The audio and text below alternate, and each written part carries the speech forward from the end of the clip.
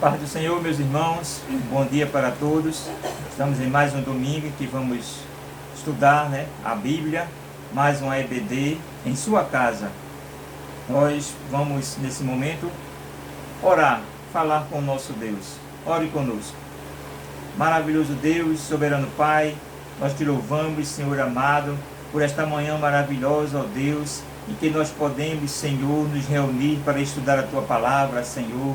Pela Deus, esse dia, Pai bendito, em que nós estamos com mais um EBD, Senhor, mesmo ainda, ó Deus, cada um nas suas casas, ó Pai Celestial, mas a Tua palavra, Senhor, está sendo estudada, ó Deus, pelos Teus servos, Senhor. Pedimos que Tu abençoes cada família nesta manhã, Senhor amado, toda a família, todos que pertencem à família IBNC, ó Pai bendito. E nos ajuda, ó Deus, para que nós possamos cada dia mais, Senhor, aprender de Ti, Senhor, como Te servir, ó Pai Celestial. Fica conosco, Pai bendito. Em nome de Jesus, Te oramos e Te agradecemos por tudo. Amém e amém. Glória a Deus. Nós vamos, nesse instante, fazer a leitura bíblica no livro de Romanos, no capítulo 3. Você pode acompanhar aí conosco, Romanos, capítulo 3, do versículo 21 ao versículo 26. Diz assim a palavra de Deus: Mas agora se manifestou sem lei a justiça de Deus, tendo testemunho da lei e dos profetas. Isto é, a justiça de Deus pela fé em Jesus Cristo, para todos e sobre todos os que creem, porque não há diferença. Porque todos pecaram e destituídos estão da glória de Deus, sendo justificados gratuitamente pela sua graça, pela redenção que há em Cristo Jesus. 25. Ao qual Deus propôs para a propiciação pela fé no seu sangue, para demonstrar a sua justiça pela remissão dos pecados dantes cometidos sob a paciência de Deus, para a demonstração da justiça neste tempo presente, para que ele seja justo e justificador daquele que tem fé em Jesus. Amém? Que o Senhor Deus aplique essa porção da sua palavra nos nossos corações, que nós possamos meditar. O texto, ele tem como tema a justificação pela fé em Cristo Jesus. Nesse instante nós vamos louvar ao nosso Deus com um hino do cantor cristão com a irmã Marta. Paz e graça para todos. Vamos louvar o hino 46 que fala: Jesus me transformou. Amém? Eu, perdido pecador, longe do meu Jesus, já me achava sem vigor, a perecer sem luz. Meu estado Cristo viu, dando-me sua mão, e salvar-me conseguiu da perdição. Cristo me amou e me livrou. O seu imenso amor me transformou.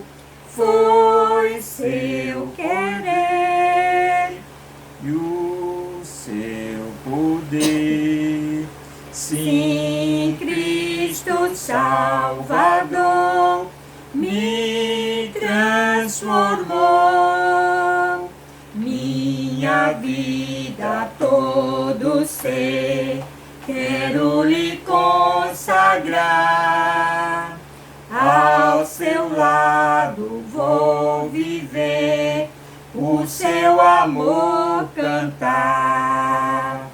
A mensagem transmitir aos que perdidos são. Venham todos já fluir a salvação. Cristo me amou e me livrou. O seu imenso amor me transformou. Foi seu poder, o seu querer. Sim, Cristo Salvador me transformou. Amém. Glória a Deus. Neste momento, amados, nós vamos dando continuidade àquela escala de participação das salas, né? E nós vamos ter hoje a participação da classe dos jovens com o nosso irmão Lucas. Ele vai nos trazer uma breve reflexão e em seguida vamos adorar a Deus com o ministério de louvor. Eu saúdo a igreja com a paz do Senhor. Irmãos, eu venho aqui representando os jovens da nossa igreja e vou deixar uma breve mensagem que se encontra no livro de Salmos 121, do versículo 1 ao 8. Então vamos ler, irmãos. Olho para os montes e pergunto: de onde virá o meu socorro? O meu socorro vem do Senhor Deus, que fez o céu e a terra. Ele, o seu protetor, está sempre alerta e não deixará que você caia. O protetor do povo de Israel nunca dorme nem cochila. O Senhor guardará você e ele está sempre ao seu lado para protegê-lo. O sol não lhe fará mal de dia, nem a lua de noite. O Senhor guardará você de todo perigo. Ele protegerá a sua vida. Ele o guardará quando você for e quando voltar, agora e sempre. Irmãos, no versículo 1 e 2, o salmista pergunta: de onde virá o meu socorro? Daí eu respondo para cada um de vocês: a quem nós procuramos socorro quando estamos sozinhos, tristes e desamparados, se não for a Deus? Cada um de nós sentimos tristeza, cada um de nós passamos por situações difíceis. E o primeiro que vem à nossa cabeça é Deus, porque Ele é que nos traz conforto. Então o salmista retrata isso quando ele está situado nos montes. E no versículo 2, ele diz o seguinte: o meu socorro vem do Senhor Deus, que fez o céu e a terra. Aqui o salmista, ele exalta o poder de Deus, dizendo que ele é majestoso e que ele criou os céus e a terra e o nosso mundo. No 3 e no 4, já o salmista diz assim: ele, o seu protetor, está sempre alerta e não deixará que você caia. O protetor do povo de Israel nunca dorme nem cochila. Nosso protetor, nosso Deus, ele sempre está nos guardando de qualquer maldade. Mesmo que nós quase caiamos, ele sempre nos erguerá de volta. E ele não dorme em serviço. Ele está sempre olhando para nós. Ele não desampara o seu filho que está quase caindo. Ele não deixa o filho sozinho. Ele está cuidando de você. Então, no 5 e no 6, o salmista ainda diz: o Senhor guardará você. Ele está sempre ao seu lado para protegê-lo. O sol não há de fazer mal de dia, nem a lua de noite. Bom, irmãos, é o que eu digo. No versículo 13 ele fala a mesma coisa. Deus nunca vai deixar você de lado. Ele sabe que você é a prioridade. Porque ele sabe que você é o servo dele e sabe que você ama muito ele. E não deixará você de lado. E no 6, quando ele diz: o sol não lhe fará mal de dia, nem a lua de noite, quer dizer que ele está muito acima dos maus que fazem, por exemplo, os raios, os trovões. Essas coisas, nada se compara ao poder de Deus, por isso que ele é forte e justo. Para terminarmos, irmãos, essa reflexão, no versículo 7 e 8, ele diz assim: o Senhor guardará você de todo perigo, ele protegerá a sua vida e ele o guardará quando você for e quando voltar, agora e sempre. Irmãos, é o que eu digo. Ele guardará você de todo perigo e ele protegerá a sua vida. O Senhor é nosso guarda fiel. Ele não vai nos deixar de lado. E no 8, quando ele diz: ele guardará quando você for e voltar, agora e sempre, quer dizer que não importa a situação que você estiver, irmão. Mesmo que você esteja passando pela pior fase da sua vida, não desacredite. Deus está com você. A qualquer canto, a qualquer lugar, não importa. Irmãos, essa é a reflexão rápida e fácil que eu quis deixar para cada um de vocês hoje. Espero que tenham entendido. Que Deus abençoe vocês. Amém.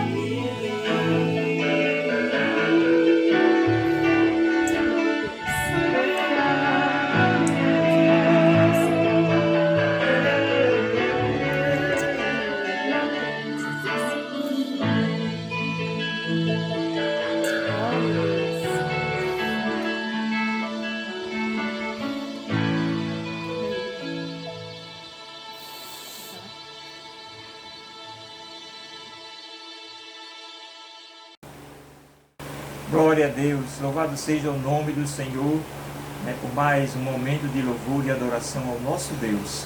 Nesse instante nós vamos ouvir a oração com a nossa irmã Marta, encerrando esse momento do culto, e em seguida o professor Diácono Wendel está com a palavra. Amém. Oremos. Senhor nosso Deus, nosso Pai que está no céu, santificado seja o teu nome. Amém, Jesus. Nós somos gratos, ó Deus, por mais um dia que o Senhor nos concedeu. Nós somos gratos, ó Deus, pelo teu agir nas nossas vidas, pelo teu cuidado, pela tua graça e a tua misericórdia, Deus. Porque se não fosse isso tudo, nós não estaríamos aqui, Senhor. Obrigada, ó Deus, pelo privilégio de nós podemos te louvar, te adorar e aprender mais de ti, Senhor. Mesmo nos nossos lares, ó Deus, estamos sempre ligados na tua palavra, Deus. Continua abençoando as nossas vidas, abençoando o professor Wendel, ó Deus, continua falando aos nossos corações. E visita neste momento cada lar representado, Senhor. Que nós possamos ficar sempre atentos, ó Deus, e aprender mais de Ti. Nos ajuda e em tudo, e fica conosco nesta manhã, em nome de Jesus. Amém. Amém. E amém. Deus abençoe.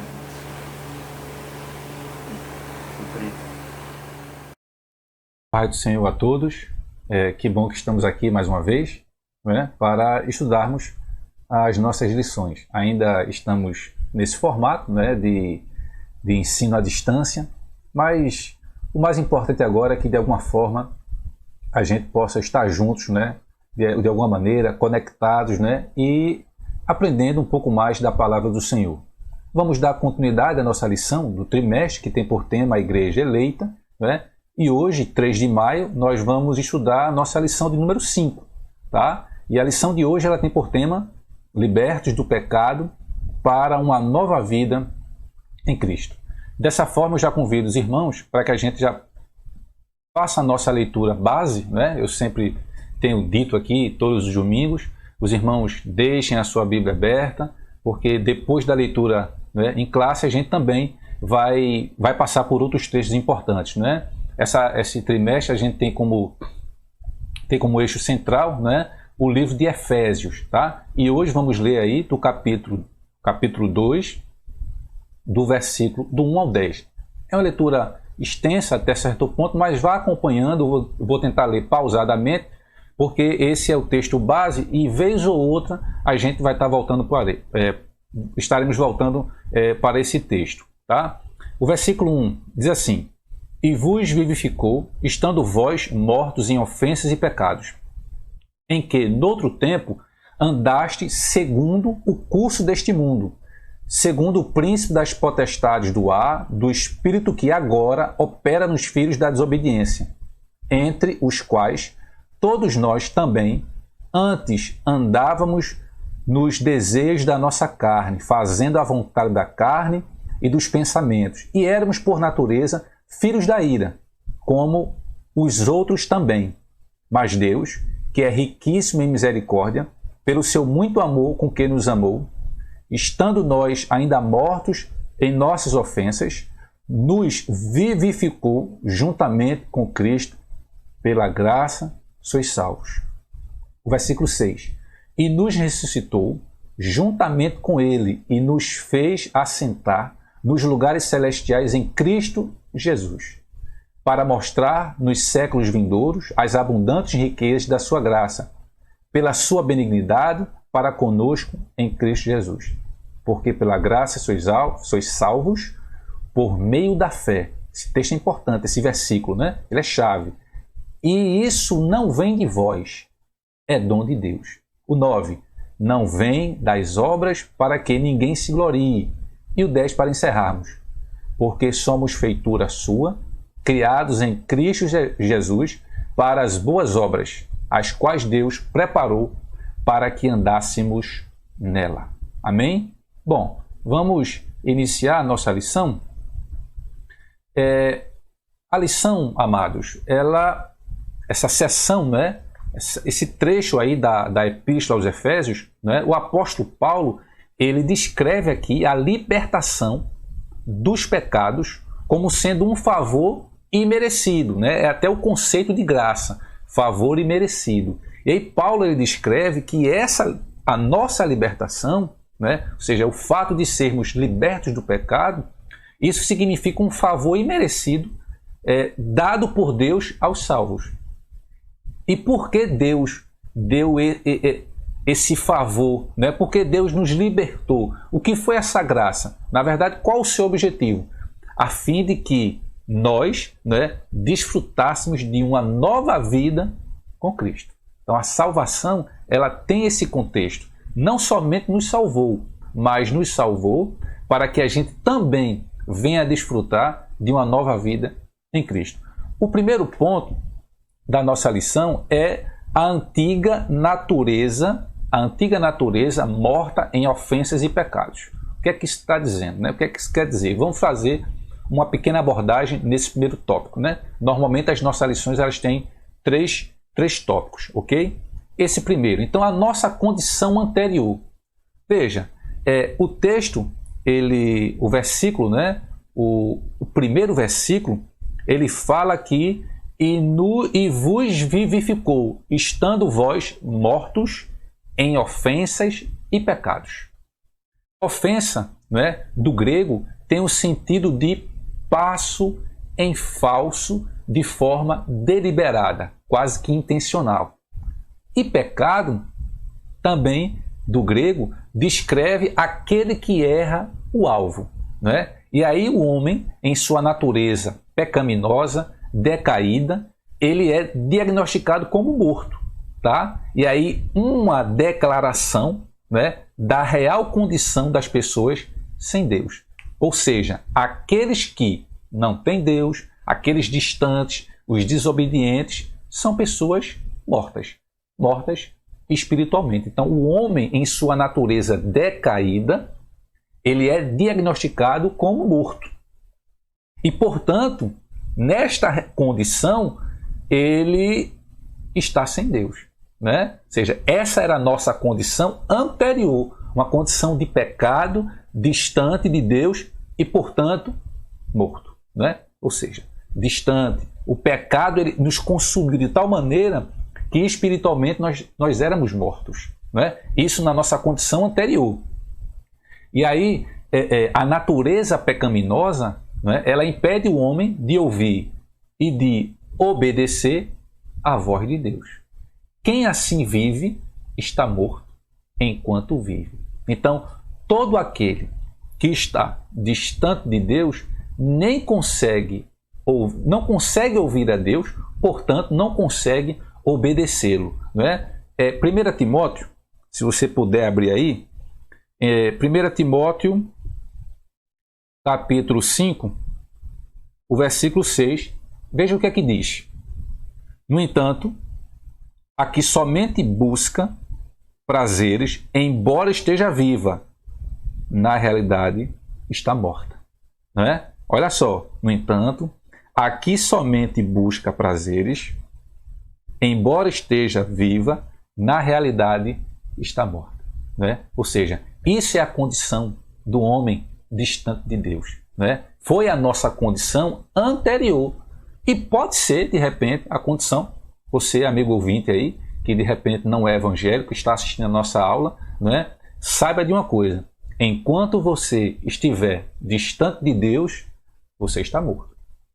Se você quiser viver, né, e desfrutar dos benefícios de uma nova vida em Cristo, você tem que se render a Ele, né? Então, fique atento a essa palavra, tá? E aí, nossas ofensas e pecados.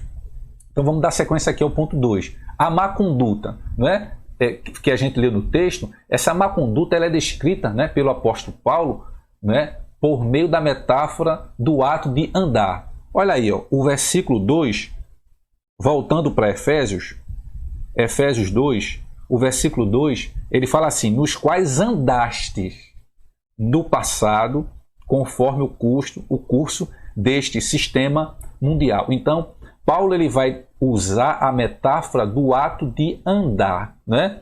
Nos quais andastes no passado. E aí, isso se refere às atitudes erradas adotadas na vida passada do salvo antes da regeneração. Ou seja, antes do fato de nós sermos regenerados, antes de termos sido regenerados, nós andávamos, né, com essa má conduta. Tá? E Paulo ele vai usar exatamente essa metáfora. Tá? E aí, bom, vamos destrinchar ponto a ponto aqui. Andastes segundo o curso deste mundo. Né? É a parte B agora. Na primeira parte ele fala, nos quais andastes no passado. Aí na parte B do versículo 2, ele diz, conforme o curso deste sistema mundial. No caso aqui, né, segundo o curso deste mundo. Então, os costumes, eles eram praticados conforme o sistema mundano da época. E o que é que, na verdade, a gente encontra no mundo? Né? É imoralidade, o furto, a mentira, tá? E aí o salvo, ele não deve, nem pode tomar forma do mundo, tá? Relativizar o pecado e muito menos ajustar-se à maneira de viver do seu tempo. Ou seja, lá em Romanos 12:2, a Bíblia, né, o apóstolo Paulo também, ele fala que nós não devemos nos conformar com este mundo, pelo contrário, devemos mas nos transformar, não transformar o mundo jaz no maligno, né? Mas Paulo diz, não vos conformeis com este mundo, mas transformai-vos. Né? Então, o salvo, a gente não pode tomar forma desse mundo. Né? A gente não pode diminuir o pecado como se tivesse pecados maiores, outros pecados menores. A gente não pode relativizar o pecado, banalizar até certo ponto, como temos visto hoje em muitas igrejas. Né? Ou seja, dependendo da situação, nós, quando olhamos para uma igreja, se parece mais com o diabo, é até duro isso, do que uma igreja de Cristo. Não é? Ou seja, por quê? Porque foi uma igreja que se amoldou aos padrões do mundo e não aos padrões da Bíblia. Tá? E aí, isso era como a gente andava antes, nos padrões, no curso deste mundo. Não é? E aí, partindo aqui para o 2.2, andastes segundo o príncipe da potestade do ar. Não é? E aí, uma alusão a Satanás, que exerce autoridade sobre os poderes do mal. Lá em João, livro de João, capítulo 12, veja aí se você consegue abrir, nos acompanhar. João capítulo 12, olha o que aqui diz o versículo 31, que é o que interessa para agora. Chegou a hora de este mundo ser julgado, e agora o príncipe deste mundo será expulso. Ou seja, então está claro que Satanás ele exerce, não é, a autoridade sobre os poderes do mal. E aí indica que os agentes do diabo, os agentes malignos, têm a capacidade de influenciar os homens desobedientes e incrédulos. Por isso que aquele que não tem a Cristo e, portanto, não tem o Espírito Santo, ele é muito mais fácil de ser levado, de ser influenciado, porque ele está distante de Deus. Não é? 2 Coríntios aí, a gente pode verificar isso aí. 2 Coríntios, capítulo 4, o versículo 4. Veja o que aqui diz. O Deus, com D minúsculo, o Deus desta presente era perversa, cegou o entendimento dos descrentes, a fim de que não vejam a luz do Evangelho da glória de Cristo, que é a imagem de Deus. Portanto, meus irmãos, aquele que está no mundo, ele é muito mais suscetível a ser influenciado pelas coisas do mundo, porque ele está distante de Deus, né? E Satanás tem todos os seus agentes para tentar influenciar o homem, né? Ou seja, ele está tentando derrubar aqueles que estão em Cristo. Imagina os que não estão, né? Facilmente são enganados e engolidos. Bom, mas, né, mais adiante, Paulo ele alerta que a nossa luta é contra tais seres do mal, contra esses agentes malignos de Satanás. A nossa luta é contra eles, né? Lá em Efésios 6:12, né, um texto conhecido, ele diz, né, porquanto nossa luta não é contra seres humanos, e sim contra principados e potestades. Então veja que a nossa luta ela não é contra os seres humanos, mas é contra esses agentes malignos de Satanás. Bom, o ponto 3 fala que nós andávamos fazendo a vontade da carne e dos pensamentos. É o versículo 3, tá? Efésios, capítulo 2, o versículo 3. Anteriormente, todos nós também caminhávamos entre eles, buscando satisfazer as vontades da carne. Né? Ou seja, aqui refere-se à inclinação para o mal, algo que é, obviamente, inerente, né, à natureza humana. Éramos filhos da ira, distantes de Deus, condenados e desprovidos do favor divino. Essa era a nossa condição. Olha Efésios 4:18, o que é que diz? Efésios 4:18. Eles estão com o entendimento mergulhado nas trevas e separados da vida de Deus por causa da ignorância em que vivem, devido ao embrutecimento do seu coração, né? Essa era a nossa condição. Mas, graças a Deus, né, aprove ao Pai, aprove ao nosso Salvador, aprove a Deus, nos eleger, ou seja, nos escolher, nos predestinar para filhos de adoção. Né? Como a gente já viu, né, em aulas passadas, que Deus ele nos adotou. Amém? Vamos seguir. Bom, o ponto 2 aqui fala vivificados pela graça. Né? Fomos alcançados pela misericórdia e pelo amor de Deus, pelo amor divino. Após constatar a situação da humanidade sob a ira de Deus, Paulo passa a descrever os atos divinos de amor e de misericórdia, que alteraram o quadro caótico da raça humana. Ou seja, após Deus perceber que distante deles, né, em pecado, afastados dele, ou seja, pela sua misericórdia, o que foi que Deus fez? Deus ele alterou o estado da nossa vida, que era um estado caótico, e passou a ser um estado agora em harmonia com Cristo, ou seja, vivíamos no caos e agora vivemos em paz. Sabemos que passamos agora, por exemplo, em momentos difíceis, né? Todos, né? Sem exceção, e inclusive os crentes do mundo inteiro, né? Mas que nós tenhamos certeza que com Cristo, mesmo estando ao nosso redor um estado caótico, difícil, nós temos a certeza que com Deus nós podemos superar isso de maneira muito mais simples, né? De maneira muito mais confortável. Não significa dizer que não seremos afetados, não é isso que eu estou dizendo. Seremos afetados, poderemos sim ficar abalados, mas sabemos que a gente pode seguir em frente, né? Porque devemos mirar no alvo que é Cristo. Essa deve ser a nossa motivação, que a gente possa se alegrar, né, nessa palavra. Ou seja, a gente sabe que os momentos difíceis, alguns já podem estar vivendo, outros imaginando que poderão vir, mas acima de tudo, Deus, quando nos deu a salvação e nos escolheu, Ele eliminou todo o estado caótico em que a gente vivia.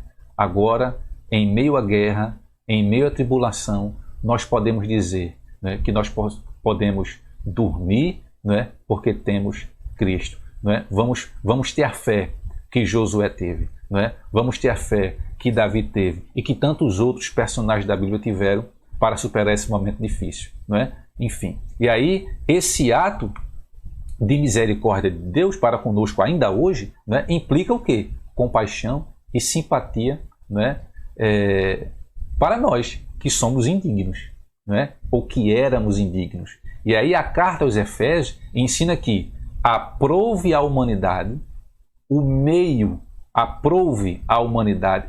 de escape da merecida ira. Ou seja, Deus ele nos tirou da sua ira.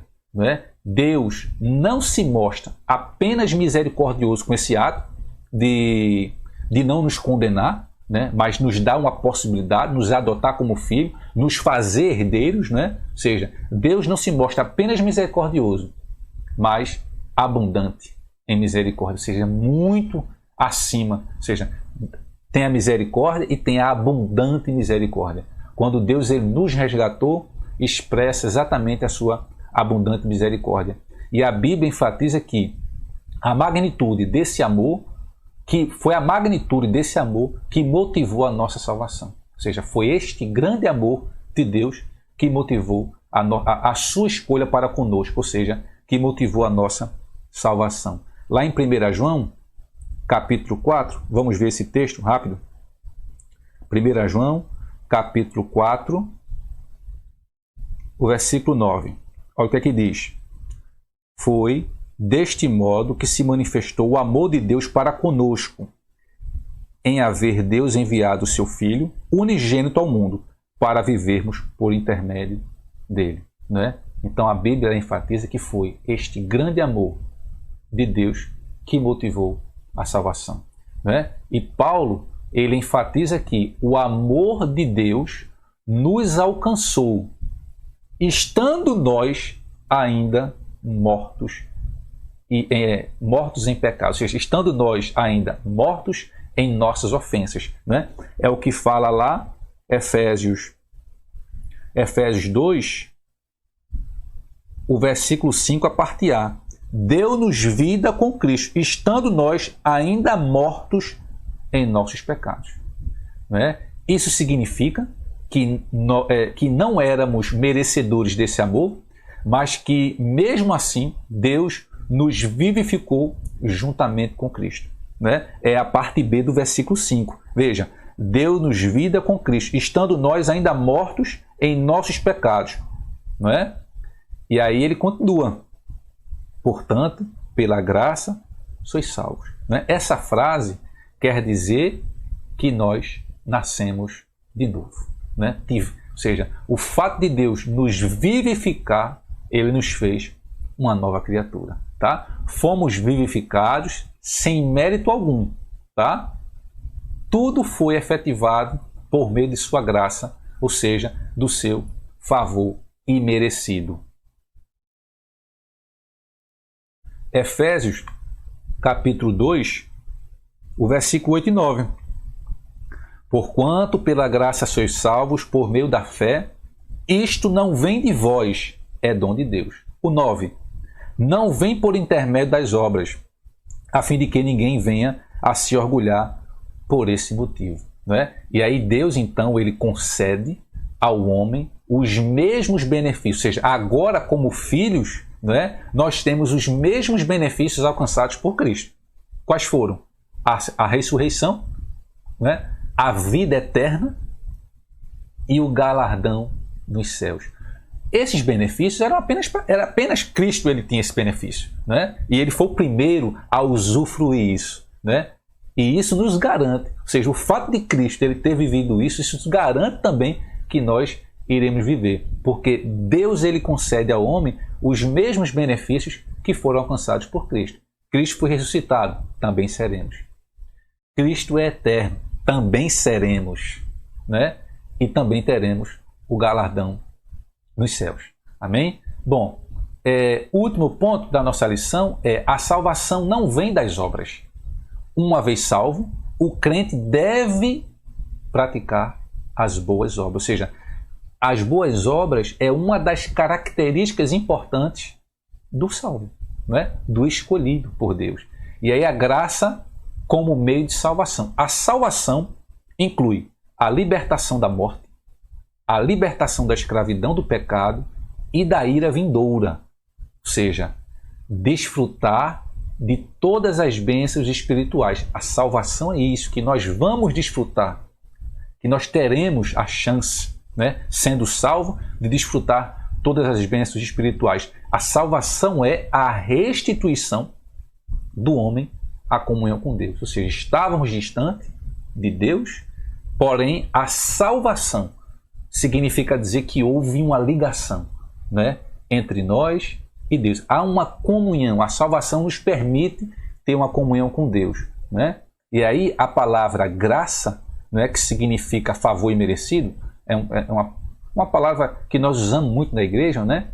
E aí a graça, né, ela mostra que a iniciativa para tornar, ou seja, a graça mostra que a iniciativa para tornar possível a salvação veio da parte de Deus, né? Não é um esforço pessoal, né? Não significa dizer que fazendo algo por mérito nós teremos a salvação. Não, porque isso é graça, favor imerecido, não vem de vós, é dom de Deus, tá? E aí é importante destacar também que, todavia, ainda assim o ser humano, apesar de, veja bem, apesar de a graça mostrar que a iniciativa da salvação veio da parte de Deus, é importante a gente destacar, não é, que ainda assim o ser humano ele é livre para escolher entre dois caminhos: a salvação e a perdição. Ou seja, sua liberdade não foi eliminada e a graça ela pode ser resistida. Por isso que nós que somos salvos, não é, devemos estar tendo uma vida de dedicação ao Senhor, para que a gente não venha a ser esquecido, para que a gente não tendo se esforçado tanto, não consiga, vamos dizer assim, ultrapassar a linha de chegada. Ou seja, apesar de Deus ele nos escolher, é importante sabermos que nós somos livres para escolher entre esses dois caminhos que o próprio Jesus falou: o caminho estreito e o caminho largo, né? E aí Paulo ele usa, né, duas negações para endossar a origem da salvação. A primeira expressão ele diz, Paulo, isso não vem de vós, né? Efésios 2, o versículo 8, a parte B, né? Isto não vem de vós, é dom de Deus, né?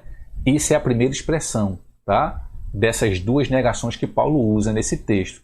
E a segunda, ele confirma que a salvação ela não vem das obras. Ou seja, essas afirmações de que isso não vem de vós e de que a salvação não vem pelas obras, elas excluem a possibilidade de alguém ser salvo por esforço pessoal. Ou seja, não há, é impossível você, apenas por mérito, por um esforço pessoal, você ser salvo. Porque, como diz o próprio texto, a salvação, ela não vem de nós, não é? É um dom de Deus dado a nós. E mais, não vem por intermédio das obras, não é?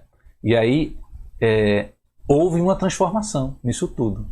Porque em Cristo somos uma nova criatura e as coisas velhas, elas passaram.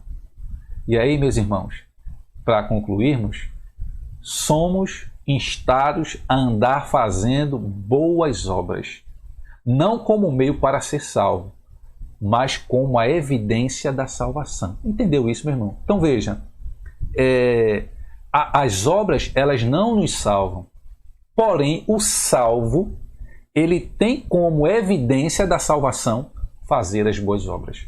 Então fazer boas obras, ser um crente decente, ser um cidadão exemplar, isso faz parte da vida, ou deve fazer parte da vida do salvo. Amém? Que Deus nos abençoe, que Deus continue nos ajudando, nos dando força, não é?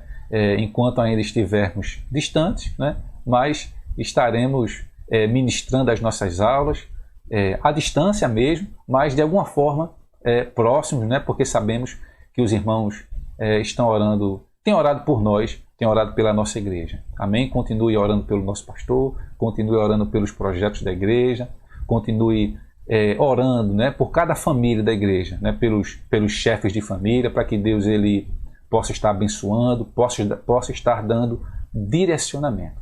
Amém? Que Deus então nos abençoe. Se Deus quiser, domingo que vem estaremos aqui mais uma vez. Até mais. So